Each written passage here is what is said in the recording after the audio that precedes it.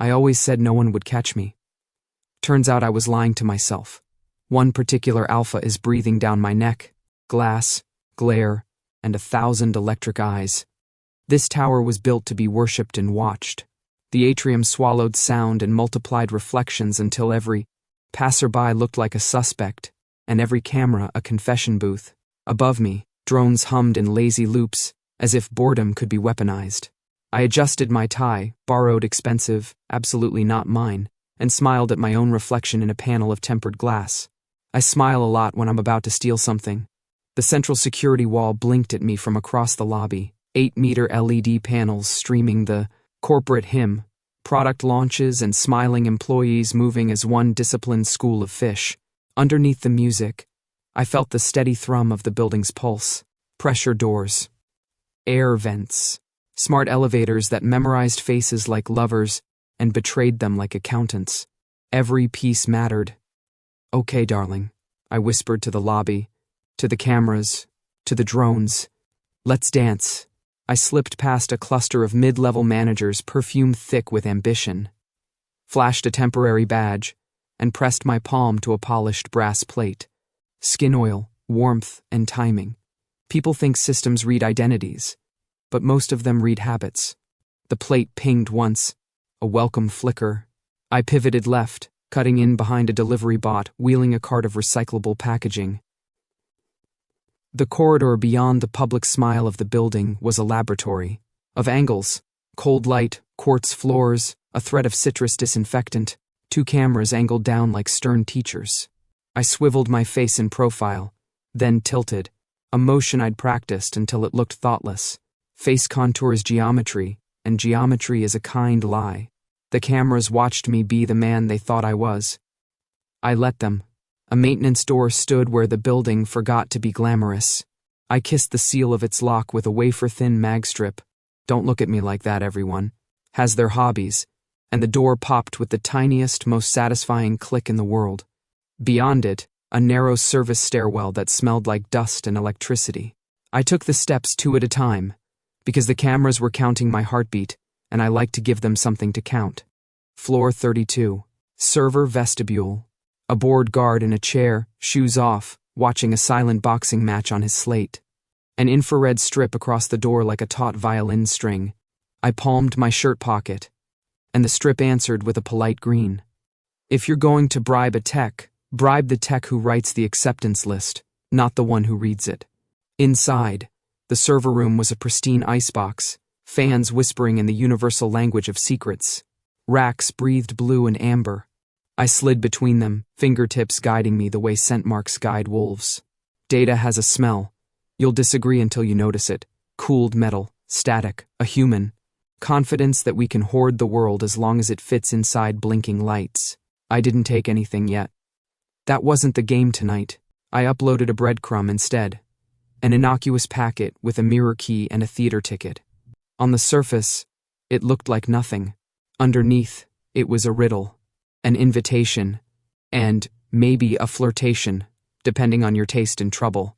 Then I set the second piece, a needle-thin camera fault that would trip a cascade of harmless alerts in precisely 9 minutes. Corporate would blame a software update. The bureau would smell smoke and send a myth. Niko Riley, even thinking his name tasted like mint and metal. Legend of the BPCP, Bureau of Pride, Control and Pursuit, the one they call when a case needs clean hands and a dirty miracle. I'd watched him on a surveillance carousel once. His gaze didn't comb a room, it threaded it. He has tracker shoulders, patience like a winter field, and a mouth that rarely smiles but remembers how. I've always been good at disappearing. He's always been good at finding. Tell me that isn't romance. I left the server room as the building's heartbeat climbed half a beat. By the time I hit the lift bank, the public screens were hiccuping, the lobby symphony skipping a measure.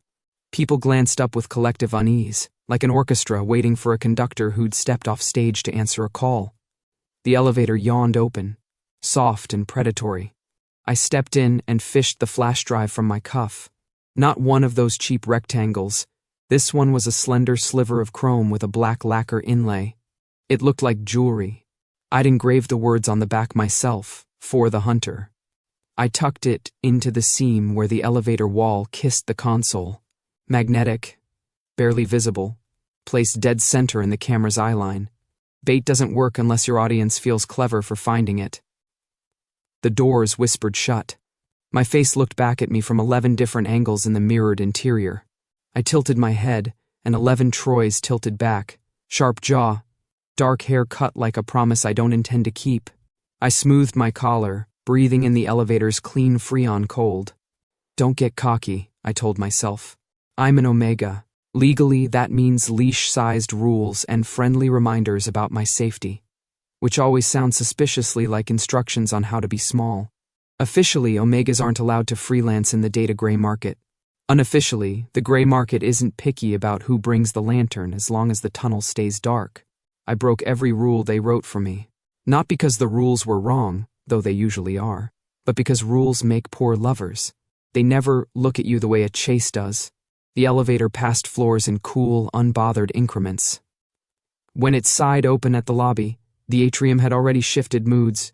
Security agents in navy moved in ungentle triangles. A drone dipped low, as if sniffing. Someone had turned the corporate hymn down. The building was listening to itself. I stepped out with an expression I keep for funerals and quarterly reports, gently bored.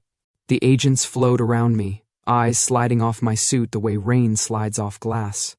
I walked toward the revolving doors and felt the hairs lift along my arms.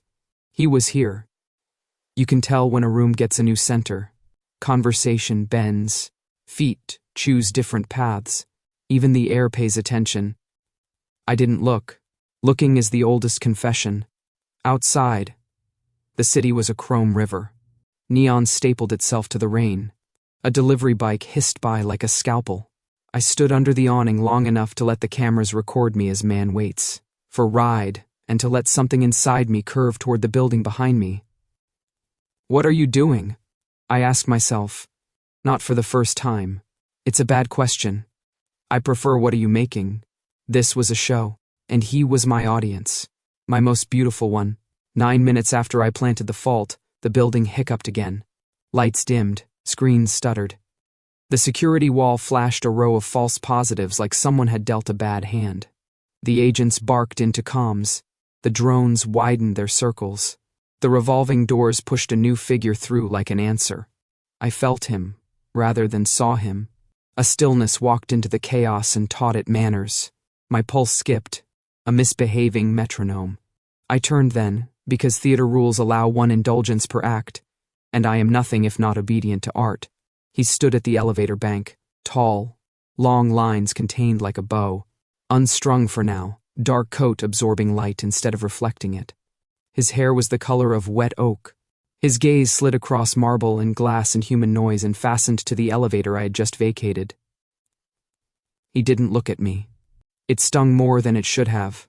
Then it thrilled, because attention is currency, and I had already bought what I needed. One of the navy jackets said something to him. He answered without moving his eyes from the elevator panel. The agent reached out, pressed a call button. The car arrived obediently. Its doors opened with the soft civility of a trap that thinks it is a room. He stepped inside. He lifted his hand toward the console, paused, and then, "Oh, you beautiful creature," rested his fingers on the seam where chrome met lacquer. The magnet kissed his skin and gave up its secret. He drew the flash drive out, as if it had grown there for him. He turned it over in his palm. Read the engraving. The corner of his mouth. Didn't quite smile. The elevator camera watched, and so did I, reflected in the atrium glass like a ghost who can't leave his favorite stage. His thumb clicked the drive open. Somewhere inside the car, a tiny screen woke to life and printed 2 clean words in elegant font. For the hunter. The metro at rush hour is religion, bodies pressed together, voices layered, into static, the station itself breathing like a beast too large to kill. Neon ads rippled across the vaulted ceilings, slogans ghosting over faces. Holographic koi swam through the air above the tracks, marketing for bottled water, which I considered ironic, given how much the station smelled like metal, damp stone, and ozone from the rails. I slipped through the turnstiles with a forged pass that blinked once obligingly and tucked myself into the flow of commuters. Suit, tie, messenger bag, nothing remarkable. That was the art. Disappear not by hiding, but by blending. But blending never lasts when you know someone is hunting. The air shifted. My pulse did too. Niko Riley was in the station. I didn't see him at first, not directly. You don't look at the predator. You feel where the noise dies around him. People edged aside without realizing it. Footsteps correcting paths. Somewhere across the platform, eyes like rifle sights locked onto the crowd. Onto me. I smiled. Because what else can you do when the stage lights finally hit? The train screamed into the station, all wind and steel. The crowd lurched forward, commuters jostling, each one convinced they were the only protagonist of their evening. I moved with them, gliding, shifting my shoulders just enough to make space where there wasn't any. But I knew he was tracking me. Not the bag, not the jacket. Me. I risked a glance, mistake maybe, and caught him. Tall, unhurried, a coat darker than the tiles, absorbing every advertisement that tried to paint him. His gaze was steady, unblinking, the kind of attention that felt like a tether. Our eyes met for half a heartbeat. Then I turned too fast, because otherwise, I might have stopped breathing. The crowd shoved us toward the opening doors. Music from a busker echoed down the tiled tunnel, a string instrument plucked, frantic and sweet, and for one absurd moment it scored the chase. I ducked sideways, slipped between two passengers, then vaulted the narrow gap into the next car. The crowd swallowed me, but not enough. His presence threaded through, closing the distance. A hand, warm, firm, inexorable, caught my wrist. The jolt went through me like a live wire. I should have panicked, should have tried to twist free, snap my elbow, bite, anything. Instead, I laughed, sharp and startled. He had me, actually had me. Got you, he said, voice low and cutting through the roar of the train. God, even his voice was a snare.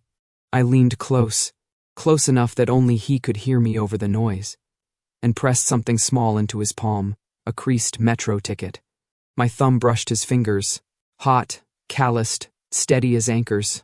Too slow, beautiful, I whispered. And then the train lurched. I twisted with the movement, slid under an elbow, and was gone. The ticket remained in his hand, proof of both capture and escape. The doors hissed shut. I was already in the next car, the crowd pressing me back, shielding me. His figure blurred behind glass as the train pulled us forward. My pulse battered against my ribs, not from fear but exhilaration. He wasn't a hunter. Hunters kill the chase. He was my audience, the one person I wanted watching. Every trick, every slip, every vanish, I performed them for him. And he? He looked at me like the puzzle was worth solving. That should terrify me. Instead, it lit me up from the inside. I leaned my head against the cool glass of the window, catching my reflection between streaks of tunnel light. My grin was reckless, dangerous. He would chase me again, and I would let him, because this wasn't a hunt. It was a show, and he was my most beautiful spectator. Museums are supposed to be sanctuaries, temples to memory, to order, to the things humans fear losing. This one was nothing of the kind. It was a palace of light and illusion, every wall an LED, every floor a motion sensor, every artifact a hologram wrapped around a skeleton of steel. If you wanted to learn history here, you had to buy the premium package. Perfect place for a performance. I slipped in through the employee entrance at twilight, when the building's daytime.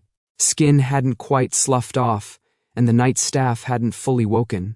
The museum was a paradox at that hour, half bright, half dreaming. The perfect stage. Above me, a gossamer net of laser grids shimmered faintly in the dim, invisible to casual eyes. I raised my hand and twitched my fingers. The system painted a faint green line across my skin, warning me like a scolding parent. I grinned and stepped sideways, sliding between the beams as if they were dancers in a crowded ballroom. The crowd inside was thinner than the metro, tourists late to leave, a school group on an overnight tour, chaperones already exhausted, noise enough to vanish into, but not so much that a tracker of Niko Riley's caliber couldn't pick me out. And he did. I felt it before I saw him. a pinprick awareness along the back of my neck, like a laser dot before a trigger pull. My pulse stuttered. My smile sharpened. Showtime. I ducked behind a holographic exhibit, an ancient battlefield recreated in 3 dimensions. Warriors frozen mid-strike, their armor flashing in programmed arcs of fire. When I moved, their blades moved with me, my body cutting through their choreography, twisting their animation into chaos. The cameras scrambled to adjust, glitching as reflections and movement bled together. To anyone watching the feed, I was everywhere at once, or nowhere at all. And then, I was right behind him. He'd entered quietly, coat blending with the sleek walls. His gait unhurried, but inevitable. He was always like that. No wasted motion. The kind of man who'd never trip on a loose stone because the stone itself would decide it wasn't worth embarrassing him. I leaned close, my breath stirring the fine hair at the back of his neck. Enjoying the show? He didn't flinch. Of course he didn't. But his shoulders tensed, just enough for me to feel the satisfaction flare inside my chest. I was gone before he turned. A ripple of schoolchildren streamed between us, their voices ricocheting off the museum's glass ceiling. I let myself be carried by them, slipping down a ramp into the aquatic hall where holographic whales arched over visitors' heads. The air was salted with artificial brine, soundtracked by the low bass of imaginary waves. I caught my reflection in the mirrored paneling beside the tanks. Too many Troys, a kaleidoscope of smirks. I winked at myself and kept moving. Behind me, his footsteps, unhurried but unmistakable. He wasn't rushing. He didn't need to. He knew the crowd couldn't protect me, that eventually, inevitably, he'd close the gap. I loved him for it. I palmed the small origami figure in my pocket, a paper crane, folded from a museum brochure. My fingers traced the crease of its wings. Something delicate in the middle of all this artifice. I wanted him to find it, to keep it. Cutting across the exhibit, I brushed too close to a laser sensor. The alarm chimed, polite but sharp. Red beams stitched the room. The crowd gasped. For a second, everyone froze. Tourists, children, guards, everyone but me. I slipped through the beams with a dancer's precision, twisting, ducking, letting them paint red stripes across the floor but never catching my skin. The guards barked into radios. The tourists applauded, thinking it was a demonstration, and he followed, not with the grace of someone dodging, but with the confidence of someone who knew every alarm in the building answered to his name. He walked straight through the beams, the system shutting down before it dared touch him. The crowd didn't clap this time. They stared. He made the world rearrange for him. I nearly stopped running just to watch. But the game wasn't over. I cut into the Hall of Mirrors, an exhibit about perception and history, a maze of reflective glass. Cameras hated it here. Angles broke into shards, turning one body into 20. Perfect chaos. I caught sight of him threading through the reflections. He didn't rush, didn't panic. He watched. His eyes scanned every false me until they found the real one. God, that look. I ducked left, brushing past him in the narrow passage. My shoulder grazed his arm, just enough friction to sting. I slipped the paper crane into his coat pocket as I passed. Gone again before he could turn. This time, I didn't linger. The exit door yawned ahead, spilling neon city light into the hall. I vanished into it, into the night, the pulse of the city welcoming me back like an accomplice. Behind me, I imagined him finding the crane, unfolding its wings, reading the scrawled words, "Are you enjoying the show?" And maybe, just maybe, I imagined his mouth curving. A smile. The thought stuck in my chest as I melted into the streets, adrenaline humming like a second heartbeat. This wasn't just a chase anymore. Not survival, not necessity. It was personal. And I didn't want it to end. The city looked hungrier from above. All that glass and neon. Every billboard pulsing like a heartbeat. Every window pretending to be a star. From the roof, you could almost believe the metropolis was alive, breathing, through the endless hum of generators, sighing through the rain. I sprinted across the slick tar, shoes hammering in rhythm with the storm. The rain plastered my shirt to my skin, blurred the edges of every light until the skyline bled into a watercolor of fire and shadow. Behind me, steady and sure, came the sound I'd begun to crave as much as I feared, his footsteps. Niko Riley didn't chase. He closed in. The first gap between buildings yawned ahead, a gulf of 20 feet down, into a chasm of traffic and drenched pedestrians who never looked up. I didn't slow. Momentum was its own kind of faith. My muscles bunched, released, and I flew. For a heartbeat, I was weightless, a smear of light and rain against the void. Then my feet hit the opposite roof, skidded, almost lost it. My breath came sharp, and I laughed out loud, the sound whipped away by the storm. I glanced back. He was still there. Of course he was. He cleared the gap as if the city itself had bent to hold him up. His landing was silent. His eyes never left me. God, it was intoxicating. Another sprint. Another leap. My lungs burned, but adrenaline smoothed the edges of fatigue. The third gap was smaller, but the roof beyond angled treacherously downward. My soles hit slick stone. Momentum betrayed me. My body slid, rain slick, toward the edge. The drop below was a maw of neon and moving cars. My hands scrabbled for purchase. Nothing. My weight tipped past balance, and a grip like steel closed around my wrist. I jerked to a halt, pain flaring through my shoulder. Rain streamed between us, down his sleeve, down my arm, turning our hands into a single cold knot. My chest heaved. His face was inches from mine, rain dripping from his lashes, his breath calm despite the sprint.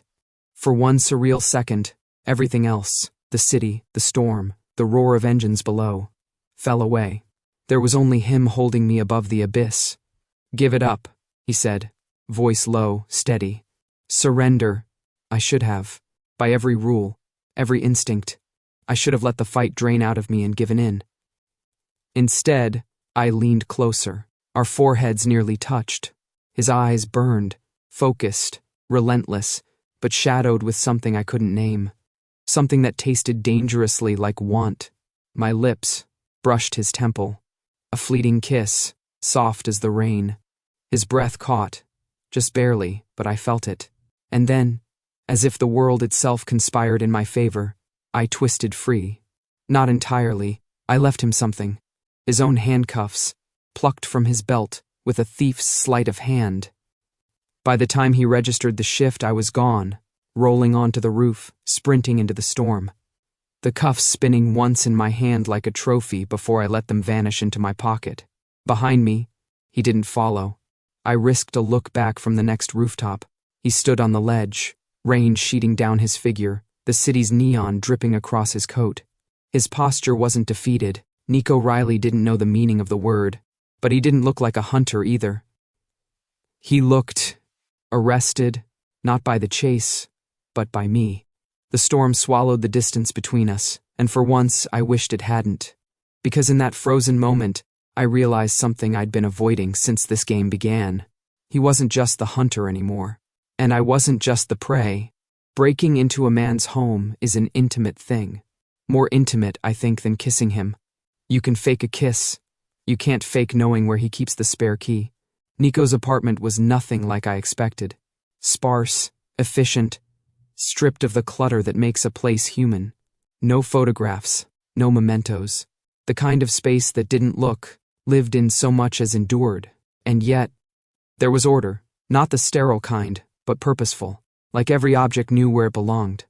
Which was funny, because I didn't belong anywhere in this city. And still, here I was, lounging in his chair like I owned it. When the lock turned and the door whispered open, I didn't flinch. I tilted my head back, draped an arm lazily across the armrest, and smiled as the hunter walked into his den. The look on his face when he saw me there, half shadow, half storm, was worth every risk I'd taken. "You," he said simply. His voice was a blade drawn clean. "Me," I answered, casual as a cat on a sunbeam. "Relax. I'm not here to steal your silverware." His eyes flicked across the room. Windows, exits, corners, mapping every possibility. His shoulders stayed loose, but the tension coiled under his coat like a held breath. "You're either very bold," he said, shutting the door behind him, "or very stupid. Maybe both." I leaned forward, resting my chin in my palm. "Or maybe I just got tired of running." That caught him. His brow arched, the faintest quirk of skepticism. You expect me to believe you came here to surrender? Expect? No. I shrugged. But doesn't it sound nice? You, me, no crowds, no rain, no rooftops to fall off. Just a conversation. His gaze sharpened. You don't do anything without a reason. True. My reason tonight is boredom, and maybe curiosity. I let my grin widen. Also, I wanted to see if your couch is as uncomfortable as it looks. For the first time, something flickered at the corner of his mouth. Not quite a smile, but not its opposite either. You're insane. Insanely charming, you mean? The silence stretched between us, thick as the storm outside. He set his coat aside, holster glinting at his side, and moved closer. Every step was deliberate. If I'd been anyone else, I'd have shrunk back. But shrinking has never been my specialty. You came here to be caught, he said finally, standing over me. I looked up at him, at the hunter whose patience could outlast rainstorms and crowds, the one who'd pulled me from the edge of death on a rooftop. And I said, very softly, maybe. The word landed between us like an electric spark. His hand brushed my wrist, checking for weapons, or maybe just checking if I was real. The touch was controlled, clinical. I ruined it by turning my hand over and threading my fingers against his. Still think I'm surrendering? I asked. His jaw tightened. His eyes, God, those eyes, burned with something that wasn't just duty. When he kissed me, it wasn't cautious. It was a dam breaking. Months of control and silence poured into it, sharp and consuming. I laughed against his mouth. Because of course he'd kiss like he hunted. Relentless. Absolute. You call this surrender? I murmured between kisses. You talk too much, he muttered, pinning me back against the chair. Occupational hazard. The rest unraveled fast, like chasing gravity downhill. His hands, normally precise, mapped me in hurried, heated strokes. I tangled mine in his hair, dragged him closer, bit back laughter when his control frayed further. And through it all, I played. I teased. I twisted. I slipped away only to pull him back again. Even in the heat, I never gave him everything all at once. That was the game. Give enough to burn, never enough to end. But God, it burned. The night was a tangle of sweat, rain still clinging to our clothes, and the taste of him etched into me like a signature I'd never erase. He moved like he was memorizing, like he needed to know every angle. And me? I let him believe he was in control, until I wasn't. Because even in the most intimate kind of closeness, I never truly surrendered. Not yet. Morning broke pale and gray through the blinds. The storm had passed, leaving the city washed but restless. I stood in front of his bathroom mirror, hair damp, shirt borrowed from his closet. My reflection smirked back at me, eyes bright with something dangerously close to tenderness. I raised the lipstick I'd stolen 2 weeks ago, deep crimson, and scrawled across the glass 2 words. Not yet. Then I was gone. When he woke, he'd find the bed cold, the mirror branded, the handcuffs missing again. And maybe, just maybe, he'd realize I hadn't left because I didn't care. I'd left because the game wasn't over. And I wasn't ready for it to end. The city has corners even neon can't reach. Places where the advertisements go quiet, where the cameras are more rumor than presence, where the air tastes like old metal and wet stone. That's where I went when the Bureau tightened the net, down to the bones of the transit, lines, where the rails hummed like a tired animal and the map forgot our names. By then, the chase had changed. You could see it in the way drones multiplied like gnats over intersections, in the sudden politeness of security checkpoints, in the way my favorite safe houses found other tenants with Bureau haircuts. My forgers went on vacation without telling me. My burner numbers developed allergies to dialing out. Doors that had always opened for me developed new locks and a habit of not returning calls. I still moved. I always move. But each step left a deeper print. The station I chose was almost abandoned, one of those half-finished ideas the city started and then lost interest in.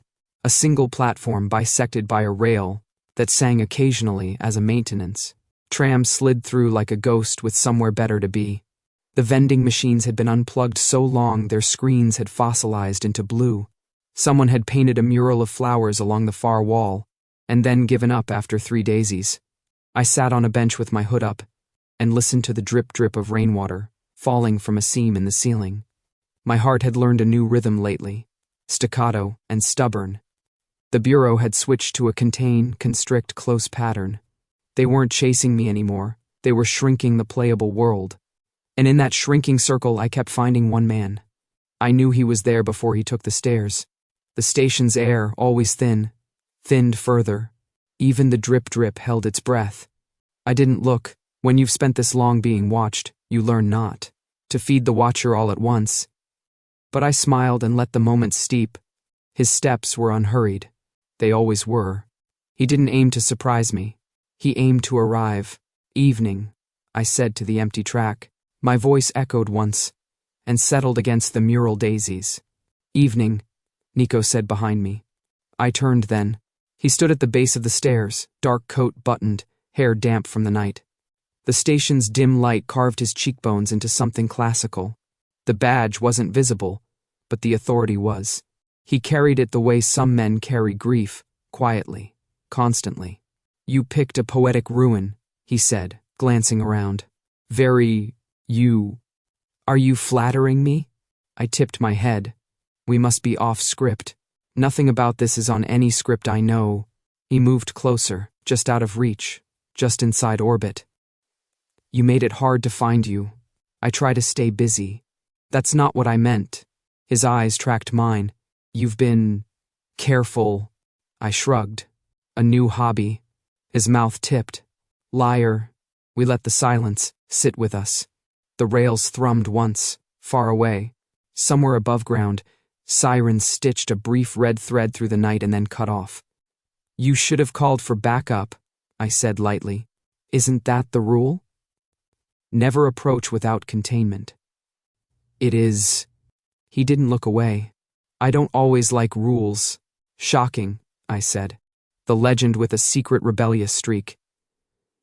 Tell me you also jaywalk. I'm here to bring you in. He said it like the truth it was, and yet the words did not move. And yet, I spread my hands to show him my empty palms. Here we are. No cuffs, no drones, just 2 men in a pretty ruin pretending the world is simpler than it is. His jaw flexed. It would be simpler if you surrendered. And ruin your mystery? Never. This isn't a game, Troy. I laughed, but softly. No? Tell that to your bureau. They turned the city into a board. They set pieces, moved drones, rolled dice, labeled probable cause. And you... I leaned back against the bench. You learned the rules and then refused to be boring about them. He took another step. Close enough now that I could see the fatigue clip to his lashes. The night's weather caught on his collar. This ends one of 2 ways, he said. You know that. I know the math, I said. I also know math has never kissed me on a rooftop. It was a cheap shot. He accepted it like a man used to fielding unfair advantages. Something in his gaze softened, then sharpened, then softened again.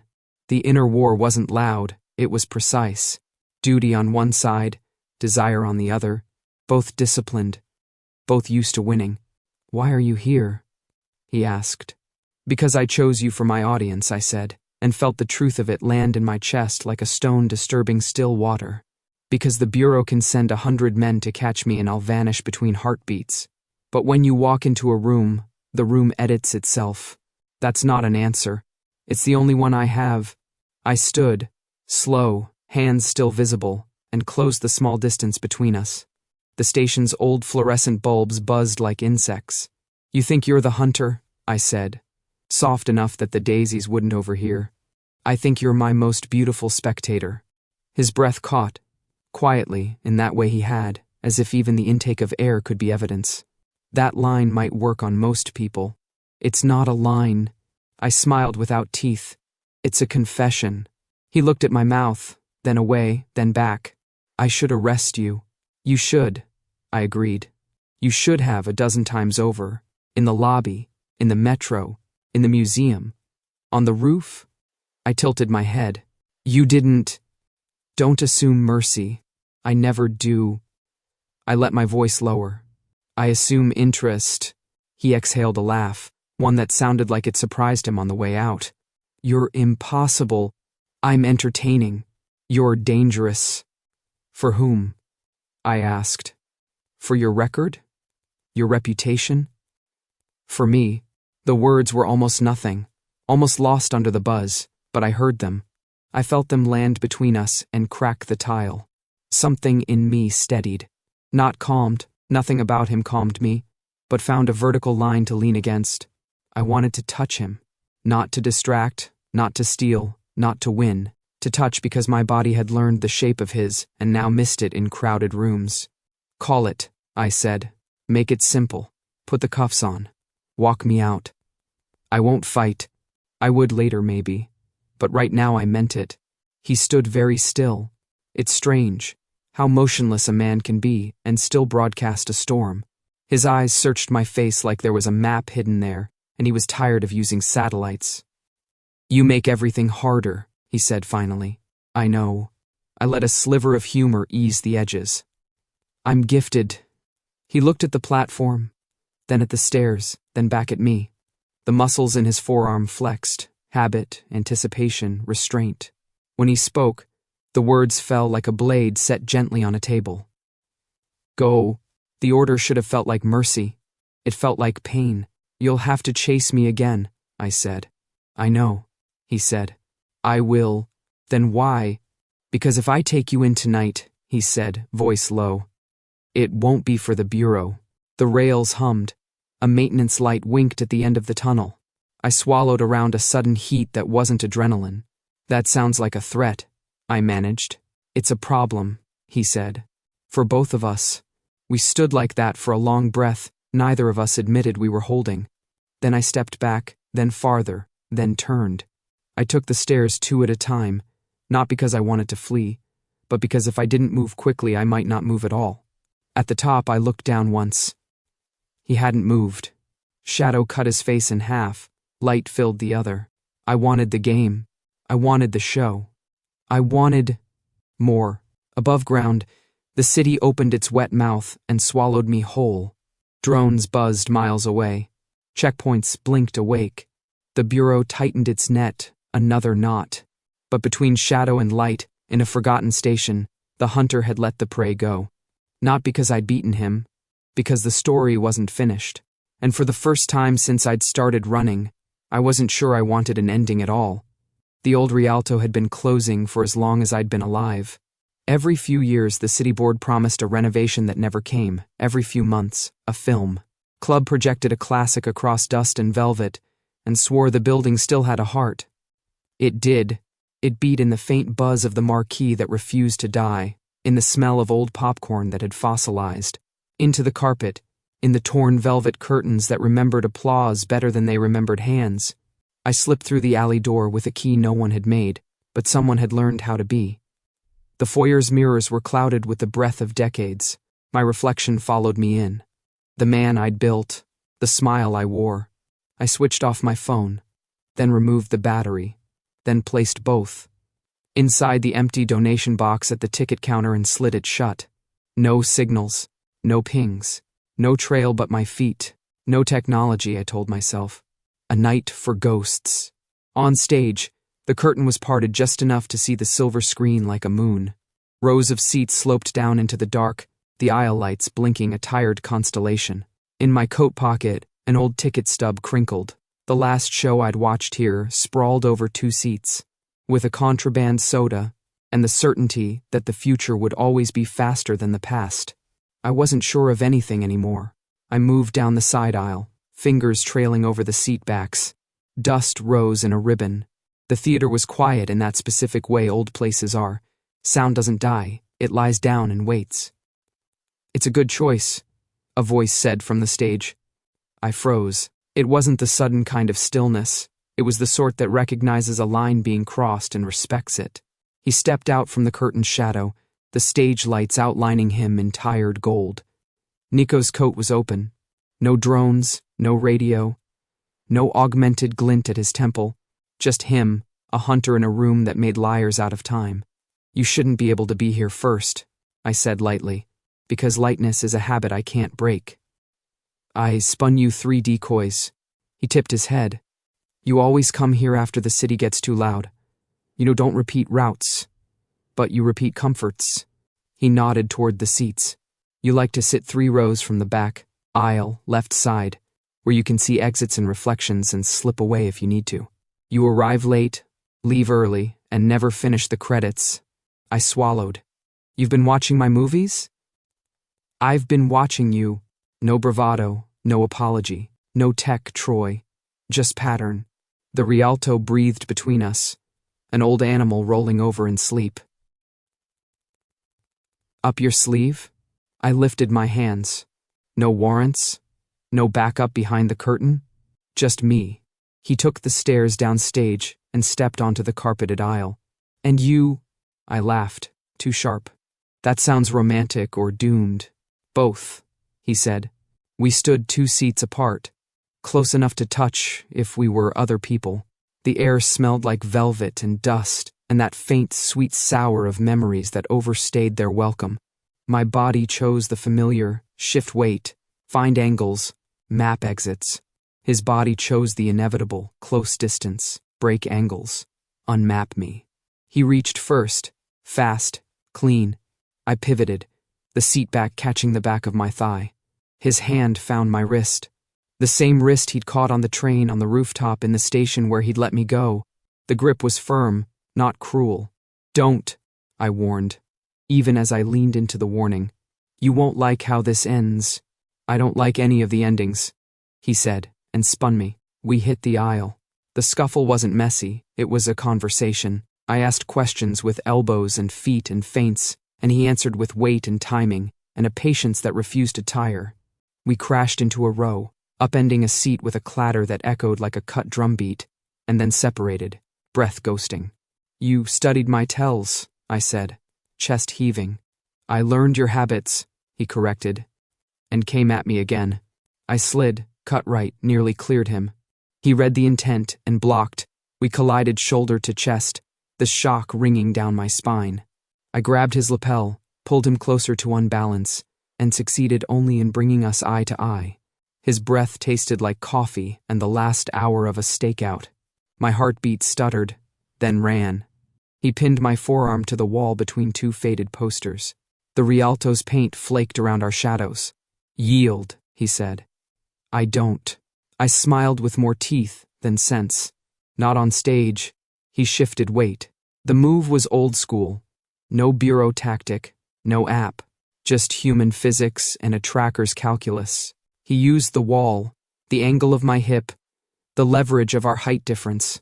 In 2 precise motions, he disarmed the knife I hadn't drawn and spun it across the carpet out of reach. In 1 more, he took my balance. My back met the wall, the rough plaster scraping through my shirt, his palm flat. On my sternum, not crushing, just present, the way a door knows how to be shut. Breath stacked in my throat. He didn't smile. He didn't gloat. He just looked at me like he'd walked a long way to arrive exactly here. Your move, I said, and hated how breathless it sounded. He considered me, the way you consider a final question on a test you've already passed.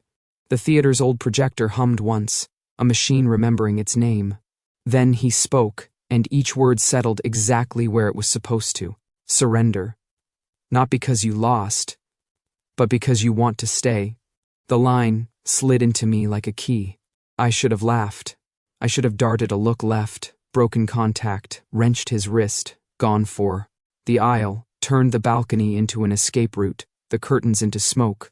My muscles knew the choreography. My blood was a map of exits. I didn't move. The Rialto listened. The marquee outside buzzed. The dust in the projector beam turned to snowfall. His hand on my chest was steady, warm now with the heat we'd made between collisions. His eyes were not mercy and not victory. They were offering. Something inside me, long-coiled and seditious, unspooled. All the games, all the cleverness, all the carefully rationed closeness. What had I been saving it for? There was no future where I outran the whole city. There were only better scenes, and worse ones. And the realization that I was tired of playing without an audience. I hate your timing, I said quietly. I know, he said. I let out a laugh that wasn't a defense. I found his wrist at my chest, felt the tendon flex under my thumb, and didn't try to pry it away. "You'll write it up?" I asked. "Clean capture. Legendary. Even if I write it up," he said, "it won't read like a victory." "You and your problems," I murmured. "Always making mine bigger." He waited. "He's good at it. He can wait longer than rain." I closed my eyes, just long enough to count the beats between us, and when I opened them, I let the fight go. Not as a trick, not as a feint, as a choice. "Okay," I said. "I surrender." His fingers didn't tighten. They lifted. As if I were a glass he refused to hold by the rim. The absence of pressure felt like a touch. "For the record," he said, voice lower. "I wanted you to say that." "For the record," I answered. "I wanted to." We stayed like that. A breath away from everything that came after, the bureau, the report, the city's appetite.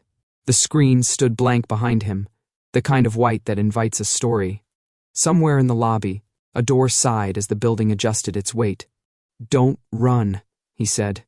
I nodded. "Not tonight." He stepped back half a pace. It felt like a full mile and none at all. He didn't reach for cuffs. I didn't reach for exits. The Rialto watched two stubborn men write an ending that wasn't quite the end. And for the first time since I'd taught myself how to vanish, the idea of staying didn't feel like a trap. It felt like the scene I'd been trying to reach all along. We stepped out of the Rialto, as if the city had been holding its breath for us, and finally let it go. The storm had finished the hard part, now it was polishing. Streetlight halos wobbled in puddles, neon bled wider than the signs that made it, and the air smelled like the inside of a seashell. Somewhere a taxi hissed past and stitched a bright seam in the dark. The marquee behind us buzzed like a lullaby for ruins. Niko didn't touch me at first. He walked half a step to my left, the way you do with someone you've learned by moving alongside them, not by owning them. The absence of contact rang louder than sirens. It said, "You said I surrender, and I heard you." It said, "I won't mistake your choice for a leash." "Protocol says cuffs," he said after a block, voice low in the rain-polished air. "Protocol is needy," I said. I tilted my face toward the sky and let the city drip off my lashes. "Besides, you hate rules tonight. Tonight and most nights." He glanced at me. There was a question in it. The careful kind. I can make it clean, quiet, no spectacle, and miss a chance to be dramatic? I smiled. Absolutely not. We stopped under the awning of a closed bakery. The window was fogged from some past morning's heat that hadn't quite remembered it was over. Our reflections peered back, two shadows dressed as men, carrying the weather. He reached for his belt. The cuffs caught the light. Small moons swung on a hinge. He lifted my wrist, palm up. I didn't flinch when the metal circled bone. The sound, click, felt like an echo from another life. Then he pressed the release. Soft, decisive. The cuffs opened with a sigh and dropped into his palm. He tucked them away like a secret he was done telling. "Evidence?" I asked, even though I knew what he was doing. "Symbol," he said. He slid his hand into his coat and drew out a thin band of black leather, worn smooth at the edges. Nothing flashy. The buckle was scuffed. The inside had the faint, clean scent of him. Soap, coffee, cold air. For a wild second I thought I was supposed to be brave and make a joke. I wasn't. I stood very still. "Hold out your hand," he said. The words were not a command. They were a bridge. I did. He wrapped the bracelet around my wrist, thumbs ghosting the tender skin where my pulse lives. He fastened it snug, not tight. When he let go, the weight was barely anything, but it tugged like gravity. "What's the Bureau going to say?" I murmured, "when their legend replaces restraints with accessories?" "They won't read this report," he said softly. We started walking again, and for the first time since the first trick, the first decoy, the first laugh into a camera eye, it wasn't a hunt. The city added us to its inventory. Lamp posts, puddles, late buses, two men slipping, through a blueprint like an unplanned line that made the architect look better. "You know," I said. surprising myself with how gentle the words came out. "I've always been good at leaving." "I know," he said, and didn't make it a wound. "You're good at a lot of things." "Flattery," I said. "Is that in the manual?" "I wrote that page," he said, deadpan. It made me laugh, too loud for the block, and turned my face away to let the sound go somewhere harmless. We cut across an intersection where the crosswalk signal had gone on strike and only the rain negotiated safe passage. I watched our shoes create small galaxies in the puddles. In a shop window, a television played a looped news segment with the sound muted. Something about increased enforcement and a map that had been following me like a poorly trained dog. I kept walking. The bracelet warmed to my skin. I thought about what came next and found I could do it without tasting metal. The bureau, reports, rooms that smelled like disinfectant and old paper, statements that were half-truths wearing good suits, people who would want to make me smaller again. "Say it," Niko said, as if he'd turned the volume up on my brain. "What? The thing that makes your jaw tighten?" "That obvious?" "Only to someone who studies your tells." A small smile. "Which I do," I exhaled. "If I go in, I won't come out the same." "No one does." He stopped us at the edge of a broad avenue and looked at me full on, the way he had in the old theater when the screen was a blank promise. "But I don't intend to deliver you to a machine that chews up what it doesn't understand." "You intend to do what, exactly?" "Stand between you and teeth," he said. "Until the teeth learn better." "That's not in the manual," I said. "I'm revising it." We reached the station entrance, the one with the cracked tile and the brass rail that never lost its shine. A street musician nearby was packing up a battered violin, case swallowing coins with a soft clatter. He nodded at us like he knew a different kind of duet when he saw one. Down the steps, the city's breath changed. Even at night, the metro had its own weather, warmer, human, a river of people that didn't care who you had been topside as long as you kept pace. I hesitated at the turnstiles, an old reflex riding my bones. Count cameras. Judge angles. Find the place where you vanish between frames. Niko's hand hovered near my elbow, not touching. I surprised both of us and leaned into it anyway. The contact was small and impossible to ignore. "You sure?" he asked. "No," I said, and laughed quietly. "But I want to try being sure." "New hobby." He scanned us through. We moved as one body divides into two and keeps a shared center. The platform was busy for midnight. Night shift workers, with the slow patience of people who have learned to sit inside. Time, a couple arguing in affectionate murmurs, a boy asleep on his backpack, face lit by the blue of his phone screen. The rails shivered from far away. The tunnel breathed out a draft cool enough to thread fingers through my hair. "I always thought staying was a small word," I said. "It's not," he said. "I know." I touched the bracelet with 2 fingers. "It's heavy when you wear it right." He looked at my wrist and then at my mouth, and I leaned in before either of us had a chance to ruin the moment with common sense. The kiss wasn't the rooftops' lightning or the apartment's fire. It was the street after rain. Quiet, clean edges, all the city reflected back to itself. He tasted like coffee again, and like the last page of a case file you don't want to close. The train arrived with its usual lack of ceremony. Doors opened like a yawn. We stepped inside, and the car took us the way the crowd takes the tide. No fanfare. No orchestration. Only the physics of bodies that have somewhere to be. People pressed around us, and for once it didn't feel like a disguise. It felt like being held in a plural we'd never tried on. I caught our reflection in the dark window, my face, his shoulder, the bracelet, the absence of cuffs. The presence of something I didn't have a word for that wasn't a leash and wasn't an escape route. Maybe it was simply direction. I always said no one would catch me, I thought, letting the train rock us into an ordinary future. I was wrong in the best possible way. I turned my head until my temple brushed his shoulder. He didn't move away. The map in my chest, which had only ever charted exits, adjusted itself with a soft click. New coordinates. Fewer red X's. A compass that pointed toward, not from. I have always been a runner. But for the first time, I wanted to stay. Outside the window, stations came and went. Names in white tile, flashes of art, the blur of other stories. Inside, the crowd carried us forward. Not hidden, not hunted. Together,